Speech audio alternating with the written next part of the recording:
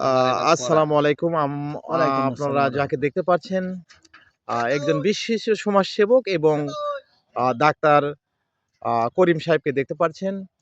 উনি কিন্তু একাধারে ২ সন্তানের জনক এবং তারা কিন্তু ইঞ্জিনিয়ার পাস। তো এই গ্রামে আশপাশেই আমরা এই সূর্য চাষকে কাজিটোল এবং নাটোর, সিরাজগঞ্জ, রাজশাহী এই এলাকাতে কিন্তু ১৭,০০০ পাত্রী তার ছেলের জন্য আমরা দেখেছিলাম। এবং সেগুলি একটাও পছন্দ না হয়ে লাস্টে ছেলের পছন্দেই সেই ঢাকা দোহারে বিয়ে দেওয়া হলো। আমরা সেই বিষয়ে জানতে চাচ্ছি। তাহলে কেমন আছেন আপনি? আলহামদুলিল্লাহ। আম এই এত মেয়ে দেখছিলেন, মেয়ে কি আপনার পছন্দ হয়েছিল? মেয়ে আমরা যদিও পছন্দ করছি কিন্তু ছেলে যখন ছবি দিছি তখন ছেলে বলে যে আমার পছন্দ না। পছন্দ না। হ্যাঁ, আসলে বিয়ে করবে ছেলে, বাপ পছন্দ করে কি হ্যাঁ, করবে? হ্যাঁ, হ্যাঁ। ঘটনা হয়ে গেছে এইরকম। এইটাই হলো এরকম মূল। কিন্তু দায়িত্ব আসলে বাবাকেই দিয়েছিল এবং বাবা আমিতেই দেখেছি।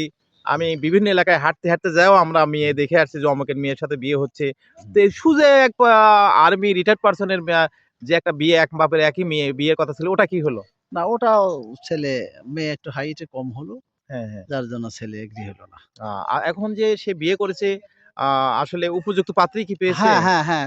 মেয়ে বিএসসি ইঞ্জিনিয়ার। বিএসসি ইঞ্জিনিয়ার না? হ্যাঁ, কম্পিউটার ইঞ্জিনিয়ার। কমপ্লিট এবং প্রভাবশালী ঢাকার হ্যাঁ, হ্যাঁ, দোহারের হ্যাঁ, মধ্যে হ্যাঁ। দোহার প্রভাবশালী হ্যাঁ, জায়গায়। হ্যাঁ। দোহার খুব এইদিকেই যেহেতু সে জবও করবে ওইদিকে সেজন্য ওইদিকেই বিয়ে করছে না? হ্যাঁ, হ্যাঁ, হ্যাঁ, হ্যাঁ। আসলে এইরকমই হয়ে থাকে। এখন তারা সুখী কিনা? হ্যাঁ, এখন তারা সুখী এবং ইনশাআল্লাহ। আপনারা যে পাত্রী পাইছেন সেই পাত্রী কতটুকু আপনারা হ্যাঁ। যে পাত্রীটা আপনাদের সেবা যত্ন শুশ্রূষা হ্যাঁ, করার জন্য ভালো। যে এখন টাকা হাঁকা মোটামুটি। এখন তো এখানে আদব। আসতেইছে না। আপনারা তো কি পাত্রী আপনার বৌমাকে দেখতেই পারতেছেন না। না বৌমা আইসা ২০ টা দিন থেকে গেছে বিশ্বাস হয়ে বাসায়। গেছে হ্যাঁ, এইরকমই। হ্যাঁ, কিন্তু হ্যাঁ। আসলে আ মা এখন তো ঢাকা ঢাকা বাসা-টাসা তারা নিয়ে থাই ফেলছে। যেহেতু জব করে হ্যাঁ, এইজন্য হ্যাঁ, না? হ্যাঁ, হ্যাঁ, হ্যাঁ। তো এইরকমই হয়ে থাকে দেখতে পাচ্ছেন কর্মব্যস্ত কালিয়াকৈর গ্রাম উল্লাপাড়া সিরাজগঞ্জ। আ এই যে সুন্দর রাস্তা এবং এই গ্রামে কিন্তু বহু লোক তারা কর্ম করে থাকে এবং জীবিকা অর্জন করে থাকে। এর মধ্যেই আ বিয়ে সব এলাকাতে বিয়ে হয়ে থাকে এবং ভালো পাত্রীও রয়েছে এবং বড় ধরনের বিজনেস এখানে হয়ে থাকে। দেখতে পাচ্ছেন গরু, উল্লাপাড়া, সিরাজগঞ্জ আ সেই অরণকোলা বিভিন্ন জায়গায় কিন্তু গরুও পাঠানো হয়।